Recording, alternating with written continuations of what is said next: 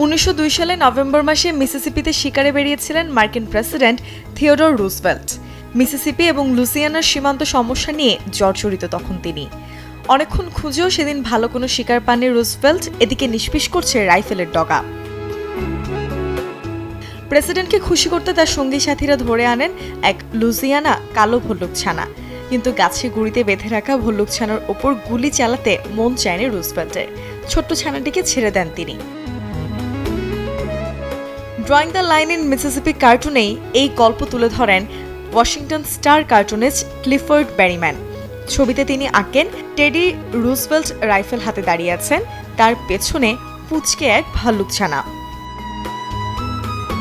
এই কার্টুন দেখে অনুপ্রাণিত হয়েছিলেন ব্রুকলিনের খেলনার দোকানের মালিক মরিস মিচম। তিনি বানিয়ে ফেলেন মিষ্টি একটি টেডি বিয়ার, তবে তা বিক্রি করার কোনো উদ্দেশ্য তার ছিল না। দোকানের জানালার পাশে সাজিয়ে রাখেন তিনি টেডি, পাশে বেরিম্যানের আঁকা কার্টুনের কপি। তাকে অবাক করে খদ্দরদার দোকানে ঢুকেই কিনতে চান টেডি। মিচম ছুটে যান রুজভেল্টের কাছে, তাঁর ও তার স্ত্রীর বানানো বিয়ার বিক্রির অনুমতি চান। জন্ম হয় টেডি বিয়ারের। 1903 সালে তৈরি হয় আইডিয়াল টয় কোম্পানি, যেখান থেকে বিক্রি হয় এই টেডি বিয়ার।